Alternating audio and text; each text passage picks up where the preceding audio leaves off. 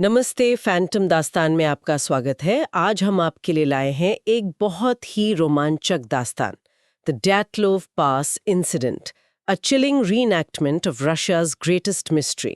फरवरी 1959, Soviet रूस के Ural पहाड़, बर्फीली कड़ाके की ठंड वाली रात और 9 तजुर्बेकार हाइकर्स। इनके साथ कुछ ऐसा हुआ जो आज तक एक पहेली है, दुनिया की सबसे बड़ी अनसुलझी मिस्ट्रीज में से एक। बिल्कुल। मतलब सोचिए, उनका टेंट मिलता है अंदर से कटा हुआ या फटा हुआ। हाँ, और उनके जूते, गरम कपड़े सब टेंट में ही पड़े हैं। और वो लोग, उनकी लाशें कैंप से लगभग 1.5 किलोमीटर दूर बर्फ में बिखरी भी मिली। कुछ की मौत हुई हाइपोथर्मिया से, मतलब बहुत ज्यादा ठंड लगने से। ये तो समझ आता है शायद। हाँ, पर बाकियों का क्या? कुछ के शरीर पर भयानक चोटें थीं। किसी की खोपड़ी में फ्रैक्चर, किसी की पसलियां चकनाचूर। और सबसे अजीब बात, एक की जबान गायब थी। और ये सब हुआ बिना किसी बाहरी चोट के निशान के, मतलब बाहर से खरोच तक नहीं, पर अंदर हड्डियां टूटी हुई। एग्जैक्टली, ये कैसे हुआ? तो आज हम इसी डायटलॉव पास हादसे की गहराई में उतरेंगे। क्या हुआ था उस रात? क्या ये सिर्फ एक हादसा था या कुछ और था? मतलब कोई एलियन, कोई सीक्रेट वेपन, या कुछ एकदम अलग?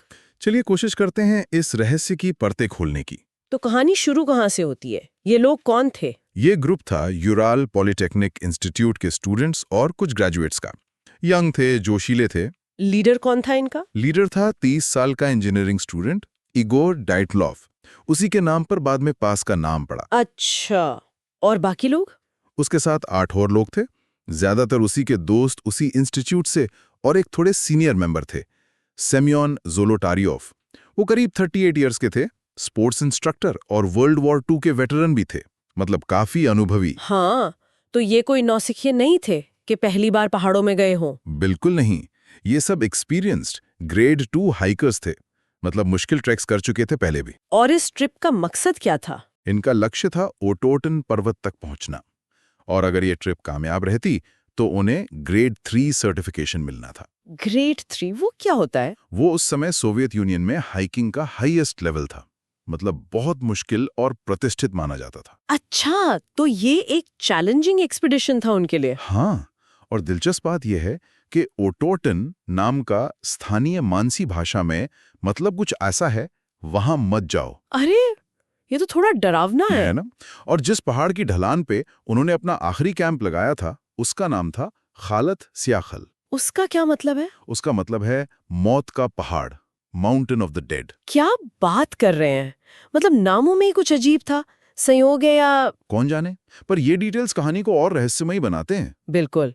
तो जनवरी के आखिर में ये लोग निकले। शुरू में 10 लोग थे। हाँ, शुरू में 10 थे। एक सदस्य था यूरी यूडिन, वो कुछ दिन बाद बीमार पड़ गया। उसके घुटनों और जोड़ों में पुराना दर्द था, वो बढ़ गया, तो वो वापस लौट गया। हाँ, उसे वापस लौटना पड़ा, और बाद में सबने कहा कि किस्मत अच्छी थी उसकी। अकेला वही था जो बच गया उस ग्रुप से। सही बात है। तो बाकी 9 लोग आगे बढ़ गए। हाँ, वो 9 लोग आगे बढ़े उस सफर पर जिससे वो कभी लौटे नहीं। फिर आया 1 फरवरी का दिन। वो लोग खालत स्याखल पहाड़ की ढलान पर पहुंच गए थे। हाँ, और उनकी डायरी एंट्रीज और जो कैमरे बाद में मिले, उनकी तस्वीरों से लगता है कि मौसम बहुत बिगड़ गया था। मौसम मतलब बर्फीला तूफान? हाँ, तेज बर्फीला तूफान, और विजिबिलिटी शायद बिल्कुल खत्म हो गई थी। लगता है इसी वजह से वो अपने तय रास्ते से थोड़ा भटक गए, पश्चिम की तरफ ज्यादा चढ़ गए पहाड़ पर। ओके, और फिर उन्होंने कैंप लगाने का फैसला किया। हाँ, और यहीं वो फैसला आता है जिस पर बहुत सवाल उठते हैं। उन्होंने पहाड़ की खुली ढलान पर कैंप लगाया, मतलब पेड़ रेखा से भी ऊपर। खुली ढलान पर? तूफान में? हाँ, जबकि सिर्फ 1.5 किलोमीटर नीचे घना जंगल था, जहां उन्हें तूफान से, ठंड से कहीं ज्यादा बचाव मिल सकता था। ये अजीब है, ऐसा क्यों किया होगा इतने अनुभवी लोग? यूरी यूडिन जो वापस लौट गया था, उसने बाद में एक अंदाजा लगाया था, शायद इगोर डाइट्रोव ने जो ऊंचाई हासिल की थी चढ़ाई में, वो उसे खोना नहीं चाहता था। अच्छा, मतलब नीचे उतरकर फिर चढ़ना पड़ता। हाँ, या ये भी हो सकता है कि वो जानबूझकर मुश्किल हालात में कैंपिंग की प्रैक्टिस करना चाहता हो। ग्रेड 3 सर्टिफिकेशन के लिए शायद जरूरी हो। हो सकता है। पर ये फैसला उनके लिए बहुत बुरा साबित हुआ आखिर में। बिल्कुल।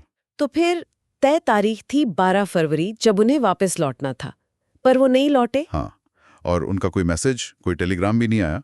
तो चिंता तो हुई, पर शुरू में बहुत ज्यादा पैनिक नहीं था। क्यों? देर होना तो आम बात होगी ऐसे ट्रैक्स पर। हाँ, डाइटलॉव ने यूडिन को कहा भी था कि थोड़ी देर हो सकती है, तो लोगों ने सोचा शायद मौसम खराब है या कोई और वजह है, देर हो गई होगी। लेकिन कब तक इंतजार किया गया? जब 20 फरवरी तक भी कोई खबर नहीं आई, तब उनके घरवालों ने और इंस्टीट्यूट ने अलार्म बजाया। रेस्क्यू ऑपरेशन की मांग हुई। रेस्क्यू ऑपरेशन शुरू हुआ फिर? हाँ, पहले तो स्टूडेंट्स और टीचर्स ही वॉलंटियर बनकर गए, फिर जल्दी ही सेना और पुलिस मतलब मिलिशिया वो भी शामिल हो गए। हवाई जहाज, हेलीकॉप्टर्स सब लगा दिए गए तलाशी में। और फिर? कैंप मिला। हाँ, 26 फरवरी को। एक स्टूडेंट वॉलंटियर था, मिखाइल शाराविन। उसे खालसे स्याखल की ढलान पर वो टेंट दिखा। और क्या देखा उसने? कैसा था मंजर? मंजर बहुत अजीब था, डरावना। शाराविन ने बाद में बताया कि टेंट आधा फटा हुआ था और बर्फ से ढका था, एकदम खाली। खाली? और सामान? सारा सामान अंदर था। उनके बैकपैक, उनके गर्म कपड़े, स्लीपिंग बैग्स, और सबसे अजीब उनके जूते भी अंदर ही रखे थे। जूते अंदर? इतनी ठंड में कोई जूते छोड़कर कैसे जा सकता है? ये तो बहुत ही अजीब बात है। हाँ, यही सबसे चौंकाने वाली बात थी। और जांचकर्ताओं ने पाया कि टेंट को अंदर से काटा गया था, किसी चाकू या तेज चीज से। अंदर से? बाहर से नहीं? अंदर से, जैसे कोई अंदर फंसा हो और जल्दी से बाहर निकलना चाहता हो किसी इमरजेंसी में। बाप रे! और टेंट के बाहर कुछ निशान वगैरह मिले। हाँ। टेंट के बाहर बर्फ पर 9 लोगों के पैरों के निशान मिले। 9 लोगों के? मतलब सबके? हाँ, 9 जोड़ी निशान। कुछ नंगे पैर थे, कुछ सिर्फ मोज़ों में। शायद कोई एक निशान एक जूते का भी था। नंगे पैर बर्फ पर? हाँ, और ये निशान पहाड़ से नीचे जंगल की तरफ जा रहे थे। वो जंगल करीब 1.5 किलोमीटर दूर था। और ये निशान कहाँ तक गए? करीब 500 मीटर तक तो निशान साफ दिखे। उसके बाद शायद बर्फबारी हुई होगी तो निशान ढक गए थे। इन निशानों से कुछ पता चला कि वो लोग भाग रहे थे या? ये भी एक पहेली है। निशान देखकर ऐसा नहीं लग रहा था कि लोग बेतहाशा पैनिक में भाग रहे हैं, बल्कि जैसे वो लोग एक लाइन में शायद धीरे धीरे चल रहे थे। ये तो और भी कंफ्यूजिंग है। डर कर भागे, टेंट काटा, पर चला आराम से रहते। अजीब है। खैर, फिर जंगल के किनारे क्या मिला? जंगल के किनारे एक बड़े साइबेरियन पाइन पेड़ के नीचे खोज दल को एक छोटी सी आग के निशान मिले। आग बुझ चुकी थी। आग जलाई थी उन्होंने, मतलब कोशिश की थी बचने की। लगता तो है। और उसी आग के पास मिली पहली 2 लाशें, यूरी क्रिविनेशन और यूरी डोरेशेंको की। और उनकी हालत? वो दोनों सिर्फ अपने अंडरवियर में थे। क्या? सिर्फ अंडरवियर में? इतनी ठंड में? हाँ, अविश्वसनीय लगता है, पर यही सच था। मौत की वजह साफ थी, हाइपोथर्मिया, ठंड ने जान ले ली थी। और उस पेड़ का क्या था? कुछ टहनियां टूटी होने की बात थी। हाँ, उस बड़े पाइन पेड़ की टहनियां नीचे से करीब 5 मीटर की ऊंचाई तक टूटी हुई थी। 5 मीटर? काफी ऊपर तक? हाँ, ऐसा लग रहा था जैसे कोई पेड़ पर चढ़ा था। शायद ऊपर चढ़कर कुछ देखने की कोशिश कर रहा हो, वापस कैंप का रास्ता, या शायद कोई खतरा देखने के लिए, कह नहीं सकते हैं। और क्रिविनेशेंको के बारे में एक और भयानक बात पता चली थी। हाँ, वो मेडिकल जांच में सामने आई। उसके शरीर पर कुछ जलने के निशान थे और उसने शायद डेस्परेट होकर अपने ही हाथ का मांस का एक छोटा टुकड़ा काट लिया था। वो टुकड़ा उसके मुंह में मिला। ओह गॉड, ये सुनकर रोंगटे खड़े हो गए। मतलब कितनी बुरी हालत में होंगे वो लोग। दर्द, कंफ्यूजन, हताशा। हाँ, ये दिखाता है कि वो किस हद तक गए होंगे। फिर बाकी 3 लोग कहाँ मिले? इसके बाद खोज दल ने उसी पेड़ और टेंट के बीच की ढलान पर सर्च किया, तो 3 और लाशें मिली, इगोर डायटलॉव, जिनेदा कोलमोगोरोवा और रुस्तम स्लोबोडिन। वो कहाँ थे और उनकी मौत कैसे हुई? वो पेड़ से अलग अलग दूरी पर थे, 300 मीटर, 480 मीटर, 630 मीटर। और उनकी बॉडी की पोजीशन ऐसी थी जैसे वो वापस टेंट की तरफ जाने की कोशिश कर रहे हों, आखिरी दम तक। तो उनकी मौत भी हाइपोथर्मिया से हुई? हाँ, शुरुआती जांच में यही कहा गया, हाइपोथर्मिया। हालांकि स्लोबोडिन के सिर में एक छोटा फ्रैक्चर मिला था, करीब 1.5 इंच का। फ्रैक्चर? तो क्या वो जानलेवा था? डॉक्टर ने कहा कि वो जानलेवा नहीं था, शायद गिरने से या कहीं टकराने से हुआ होगा। तो उस समय तक यही माना गया कि इन 5 की मौत ठंड लगने से हुई। ठीक है, तो 5 लोगों की कहानी यहाँ तक समझ आती है, भले ही बहुत अजीब और दुखद हो, लेकिन वो आखिरी 4 लोगों की कहानी तो बिल्कुल अलग है ना? बिल्कुल। वो कहानी इस केस को मिस्ट्री बनाती है। बाकी 4 हाइकर्स को ढूंढने में 2 महीने से ज्यादा लग गए। बर्फ बहुत ज्यादा थी। 2 महीने? हाँ, जब बर्फ पिघलनी शुरू हुई तब जाकर 4 मई को वो मिले। कहाँ मिले वो? वो उसी पाइन पेड़ से करीब 75 मीटर और आगे जंगल के अंदर एक नाले में मिले, रवीन जिसे कहते हैं। और वो उस वक्त करीब 4 मीटर बर्फ के नीचे दबे हुए थे। 4 मीटर बर्फ के नीचे और उनकी हालत, क्या वो भी हाइपोथर्मिया? नहीं, यही कहानी बदल जाती है। ये 4 लोग थे, लुडमिला डुबिनिना, अलेक्जेंडर कोलेवाटोव, निकोलाई थिबॉल्ट ब्रिग्नॉल और सेम्योन ज़ोलोटारियोव। हाँ। ये लोग बाकियों के मुकाबले थोड़े बेहतर कपड़ों में थे। ऐसा लग रहा था जैसे इन्होंने उन लोगों के कुछ कपड़े ले लिए थे जिनकी मौत पहले हो गई थी। ठंड से बचने की कोशिश की थी। जैसे डुबिनिना ने क्रिवोनिशेंको की जली हुई पैंट पहनी थी और उसका पैर एक फटी जैकेट में लिपटा था। ज़ोलोटारियोव ने डुबिनिना का फर कोट और टोपी पहनी हुई थी। अच्छा, तो इन्होंने बचने की कोशिश की थी, फिर इनकी मौत कैसे हुई? यही तो असली रहस्य। इन 4 में से 3 लोगों को भयानक गंभीर चोटें आई थी। ऐसी चोटें जिन्हें देखकर जांच करने वाले भी हिल गए। कैसी चोटें? निकोलाई थिबॉल्ट ब्रिग्नोल की खोपड़ी में मल्टीपल फ्रैक्चर थे, बहुत सीवियर। ओह। ल्यूडमिला डुबिना और सेम्योन ज़ोलोटारियोव दोनों की छाती की कई पसलियां टूटी हुई थी, मेजर चेस्ट ट्रॉमा। पसलियां टूटी हुई, खोपड़ी में फ्रैक्चर, ये कैसे हुआ? क्या किसी ने हमला किया था, मारा था उन्हें? यही तो सबसे बड़ा सवाल है। फॉरेंसिक एक्सपर्ट थे डॉक्टर बोरिस वज़ोरज़देनी। उन्होंने ऑटोप्सी की थी। उन्होंने कहा कि ऐसी चोटें सिर्फ जबरदस्त फोर्स से आ सकती हैं। जबरदस्त फोर्स मतलब? उन्होंने तुलना की जैसे किसी तेज रफ्तार कार एक्सीडेंट में लगती हैं वैसी चोटें, या किसी बड़े धमाके की शॉकवेव से। शॉकवेव? हाँ, और सबसे ज्यादा चौंकाने वाली बात क्या थी? क्या? इन भयानक अंदरूनी फ्रैक्चर्स के बावजूद उनके शरीर पर बाहर से कोई चोट का निशान नहीं था। No external wounds. ये कैसे मुमकिन है? बाहर से खरोच नहीं, पर अंदर हड्डियां कुचल गईं। ये तो समझ से बाहर है। बिल्कुल, जैसे किसी अदृश्य शक्ति ने उन्हें जबरदस्त दबाव से कुचल दिया हो। और वो जबान वाली बात, वो किसकी थी? वो ल्यूडमिला डुबिनिना की थी। उसकी जबान गायब थी। जबान गायब? हाँ, और सिर्फ जबान ही नहीं, उसकी आंखें, होंठ का कुछ हिस्सा, चेहरे के कुछ टिश्यूज और खोपड़ी की हड्डी का एक टुकड़ा भी गायब था। हे भगवान, और बाकियों के साथ भी ऐसा कुछ? अब जबान गायब, इसका क्या मतलब है? क्या ये टॉर्चर था? किसी ने जानबूझकर किया था? देखो, डॉक्टर वोज़रोज़देनी का मानना था कि ये जो नर्म ऊतकों को नुकसान हुआ है, हाँ। ये मौत के बाद हुआ। मौत के बाद? कैसे? क्योंकि शव नाले के बहते पानी में थे।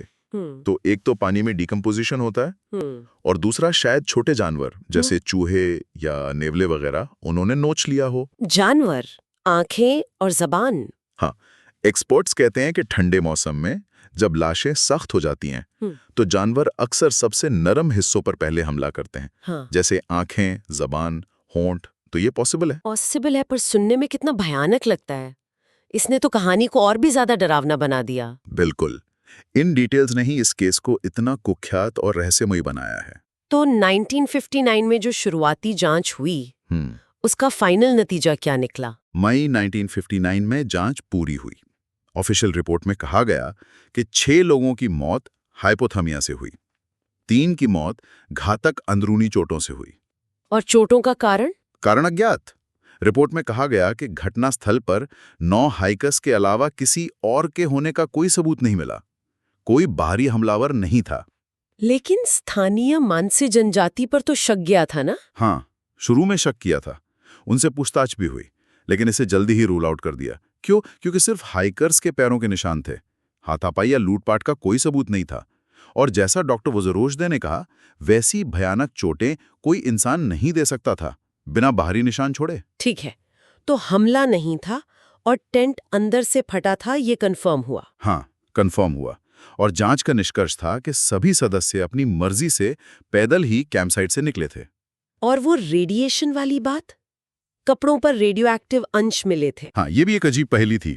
कुछ कपड़ों पर सामान्य से थोड़े ज्यादा रेडियो एक्टिव पार्टिकल्स पाए गए। इसने कंस्पिरेसी थ्योरीज को बहुत हवा दी।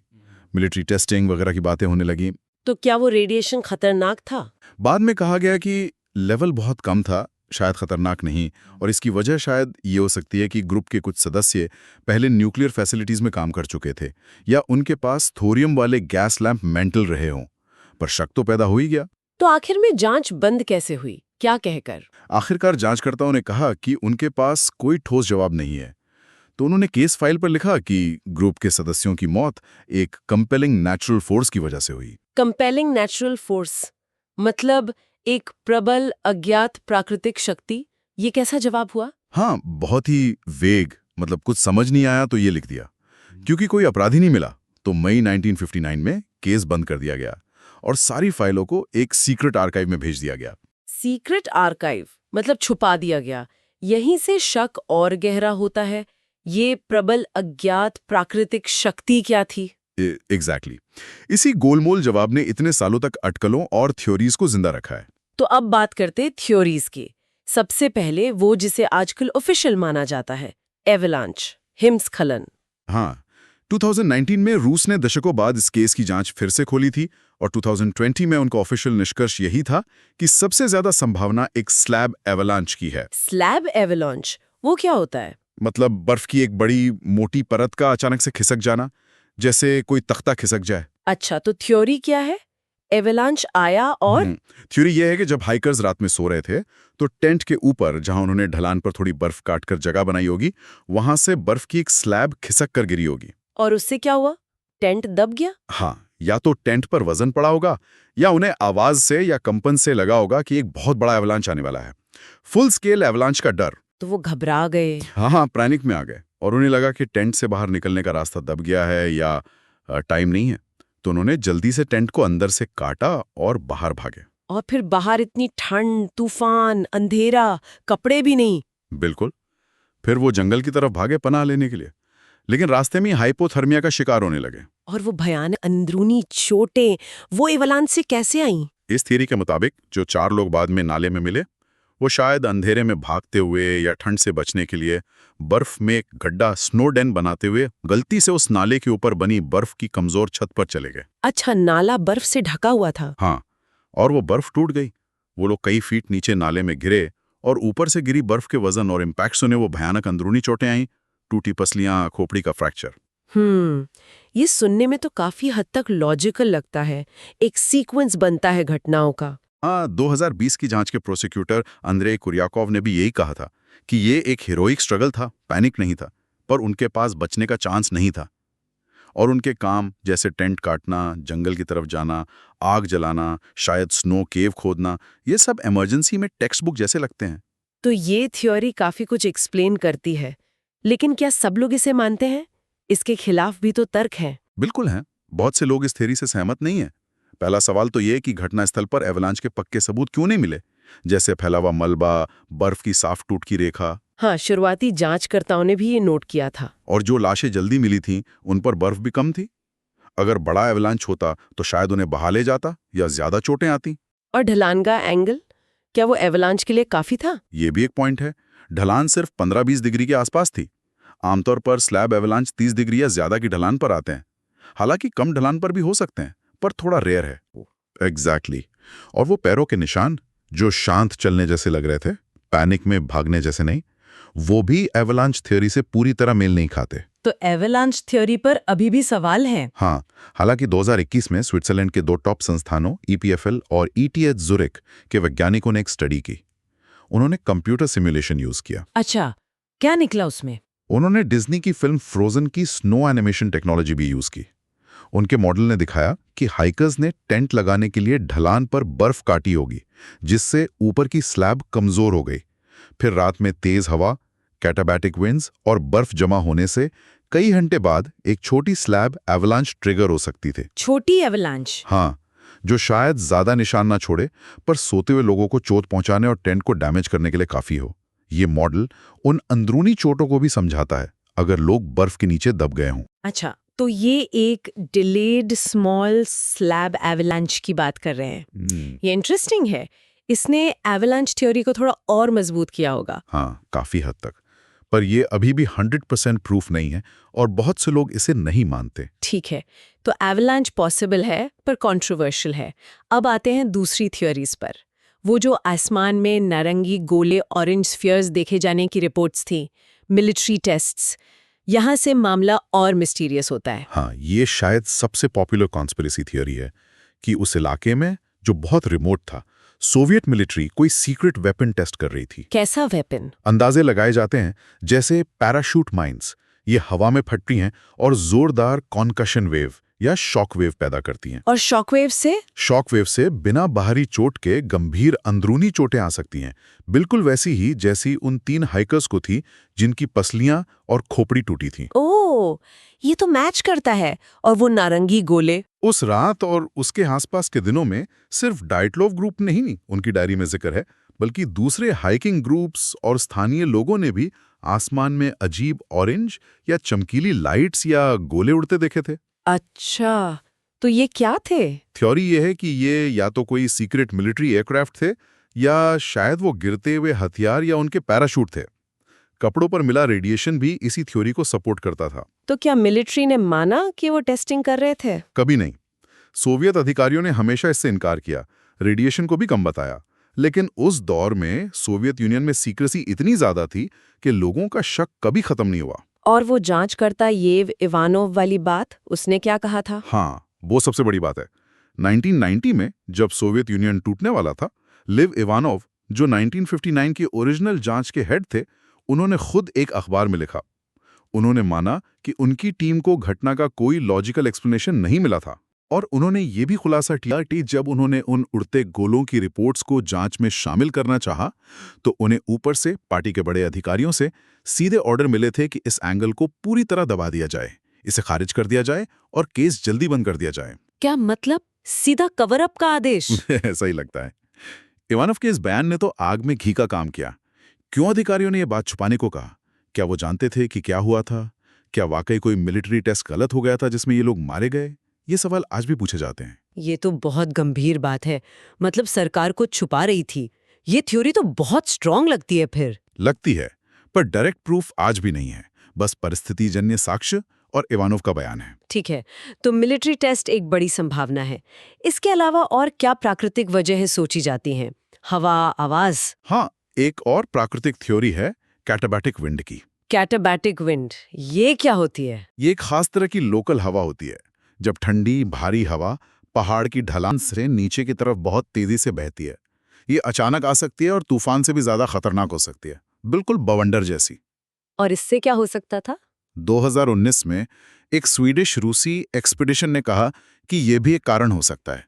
शायद इतनी तेज हवा चली हो कि टेंट फट गया हो या उसमें टिकना नामुमकिन हो गया हो और हाइकर्स को जान बचाने के लिए भागना पड़ा हो। ऐसा पहले हुआ है कभी? हाँ, उन्होंने स्वीडन में 1978 की अनारस माउंटेन ट्रेजेडी का उदाहरण दिया, जहां ऐसी ही हवा ने 8 अनुभवी हाइकर्स की जान ले ली थी। तो ये मुमकिन है। और इंफ्रासाउंड वाली थ्योरी, वो क्या है? वो भी काफी सुनने में आती है। हाँ, ये भी एक इंटरेस्टिंग साइंटिफिक थ्योरी है। इसे डोनी आयशर ने अपनी किताब डेड माउंटेन में पॉपुलर किया। इंफ्रासाउंड मतलब बहुत लो फ्रीक्वेंसी वाली आवाज, इतनी लो कि हम सुन नहीं सकते। सुनाई नहीं देती पर असर करती है। हाँ, थ्योरी ये है कि खालिद स्याखल पहाड़ की खास शेप और हवा के तेज बहाव की वजह से वहाँ एक खास तरह का हवा का भंवर बना होगा, जिसे कार्बन वॉर्टेक्स स्ट्रीट कहते हैं, और इस भंवर से इंफ्रासाउंड पैदा हो सकता है। और इस इंफ्रासाउंड से क्या होता है इंसानों को? स्टडीज बताती हैं कि इंफ्रासाउंड से तीव्र बेचैनी, घबराहट, जी मिचलाना, सांस लेने में दिक्कत और यहाँ तक कि बिना किसी वजह के जबरदस्त डर या पैनिक अटैक आ सकता है। Panic attack? हाँ, आवाज से? हाँ, जो सुनाई भी नहीं देती। तो थ्योरी ये है कि शायद हाइकर्स अचानक इंफ्रासाउंड की चपेट में आ गए, उन्हें भयानक दहशत महसूस हुई और वो बिना सोचे समझे तर्कहीन होकर टेंट फोड़कर भाग निकले। और जब वो उस इलाके से दूर हुए तो शायद इंफ्रासाउंड का असर खत्म हुआ होगा, उन्हें होश आया होगा, लेकिन तब तक बहुत देर हो चुकी थी। वो बर्फीले तूफान में बिना कपड़ों के फंस चुके थे। ये थ्योरी भी भागने की वजह तो समझाती है, पर क्या ये उन चोटों को समझाती है? शायद सीधे तौर पर नहीं, लेकिन अगर वो पैनिक में भागते हुए गिरे या नाले में गिरे तो चोटें लग सकती हैं। तो इंफ्रासाउंड ने शायद उन्हें भगाया और फिर बाकी चीजें हुई। ये भी प्लॉजिबल लगता है। और एक और बात, पैराडॉक्सिकल अनड्रेसिंग, कि बहुत ठंड लगने पर लोग कपड़े उतारने लगते हैं। इसका क्या रोल हो सकता है? हाँ, ये हाइपोथर्मिया का एक जाना माना लक्षण है। जब बॉडी टेम्परेचर बहुत गिर जाता है तो दिमाग कंफ्यूज हो जाता है। कभी कभी खून की नसें अचानक फैल जाती हैं और इंसान को एकदम से तेज गर्मी महसूस होती है, जबकि वो जम रहा होता है। और वो कपड़े उतार देता है? हाँ, इसी भ्रम में वो कपड़े उतारने लगता है। ये उन लोगों की स्थिति समझा सकता है जो कम कपड़ों में मिले, जैसे क्रिवियोनिशेंको और डोरोशेंको। लेकिन कुछ ने तो दूसरों के कपड़े पहने भी थे। बिल्कुल, जैसे डुबिनिना और ज़ोलोतार्योव ने। ये दिखाता है कि वो लोग होश में थे और ठंड से बचने की कोशिश कर रहे थे, परतें जोड़ रहे थे। तो पैराडॉक्सिकल अनड्रेसिंग शायद कहानी का एक हिस्सा है, पर पूरी कहानी नहीं। समझ गई। और वो गायब आंखें और जबान, उसका क्या निष्कर्ष है फिर? जानवर या डिकॉम्पोजिशन ही? फोरेंसिक एक्सपर्ट्स का तो यही मानना है कि ये मौत के बाद हुआ, पानी और जानवरों का काम। लेकिन आम लोगों के लिए ये मानना मुश्किल होता है, और ये चीज़ कॉन्स्पिरेसी थ्योरीज को जिंदा रखती है कि शायद कुछ और हुआ था। तो मतलब इतनी सारी थ्योरीज, एवलांच शायद छोटा वाला, मिलिट्री टेस्ट शायद कवर अप के साथ, कैटाबाइटिक विंड, इंफ्रासाउंड, पैराडॉक्सिकल अनड्रेसिंग, पर 60-65 साल बाद भी कोई एक पक्का जवाब क्यों नहीं? सब कुछ थोड़ा थोड़ा फिट होता है, पर पूरी तरह नहीं। एग्जैक्टली यही इस केस की खासियत है, यही इसे इतना फैसिनेटिंग बनाता है। हर थ्योरी कुछ सवालों के जवाब देती है तो कुछ नए सवाल खड़े कर देती है। कोई एक थ्योरी ऐसी नहीं है जो सारे सबूतों को, सारी अजीब बातों को पूरी तरह समझा दे। एवलांच थ्योरी, खासकर वो स्विस मॉडल वाली, साइंटिफिकली सबसे आगे लगती है अब। हाँ, वो भागने और चोटों का एक लॉजिकल कारण देती है, लेकिन वो लेव इवानोव के कवर अप वाले बयान को या उन शांत पैरों के निशानों को पूरी तरह एक्सप्लेन नहीं करती। और मिलिट्री टेस्ट थ्योरी चोटों और कवर अप को समझाती है, पर उसका डायरेक्ट प्रूफ नहीं है। बिल्कुल। तो शायद सच इन सब का कोई कॉम्बिनेशन हो, या शायद कुछ ऐसा हो जो हम सोच भी नहीं पा रहे। सबूतों की कमी, घटना की विचित्रता और उस जमाने की गोपनीयता, इन सब ने मिलकर इसे एक परफेक्ट मिस्ट्री बना दिया है। और इस मिस्ट्री ने उस जगह को हमेशा के लिए फेमस कर दिया। उस पास का नाम अब डायटलॉफ पास है, इगोर डायटलॉफ के नाम पर। हालांकि हादसा पास से थोड़ा पहले हुआ था, खालिद सैखल की ढलान पर। हाँ, और वहां अब एक स्मारक भी है उन 9 हाइकर्स की याद में। और ये कहानी आज भी लोगों को खींचती है। अनगिनत किताबें, डॉक्यूमेंट्रीज, फिल्में, यहाँ तक कि गेम्स भी बन चुके हैं इस पर। जैसे डेविल्स पास फिल्म थी, और खोलात नाम का गेम भी। हाँ, और एक डाइटलॉफ फाउंडेशन भी है जो मृतकों के रिश्तेदार चलाते हैं। वो आज भी जवाब ढूंढने की कोशिश कर रहे हैं। लेकिन वो बुनियादी सवाल तो आज भी वही है ना? आखिर उस रात सच में क्या हुआ था जिसने उन ट्रेन्ड, अनुभवी हाइकर्स को इतना डरा दिया कि वो मौत के मुंह में भाग गए? वो भयानक अंदरूनी चोटें कैसे आईं, बिना बाहरी निशान के? और क्या वाकई कोई कवर अप था, कोई राज था जिसे छुपाया गया? बिल्कुल। और इतना सब जानने के बाद शायद सबसे बड़ा सवाल ये उठता है कि अगर ये सिर्फ एक दुखद प्राकृतिक हादसा ही था, मान लीजिए एवलांच या हवा या इंफ्रासाउंड, तो शुरू से ही इसे लेकर इतनी सीक्रेसी क्यों बढ़ती गई? क्यों फाइलों को सीक्रेट आर्काइव्स में डाला? क्यों एक सीनियर प्रोसिक्यूटर को उड़ते गोलों की बात दबाने के लिए कहा गया? हाँ, ये सवाल तो है। कहीं ऐसा तो नहीं कि वो ऑफिशियल लेबल, एक प्रबल अज्ञात प्राकृतिक शक्ति, ये खुद ही एक पर्दा था? शायद किसी और ज्यादा असुविधाजनक सच को छुपाने के लिए गढ़ा गया एक बहाना? ये सवाल शायद हमेशा हमारे साथ रहेंगे, हमें सोचने पर मजबूर करते रहेंगे। Okay, so we hope you liked our today's discussion. For more such discussions, subscribe to our channel, Phantom Dastan. और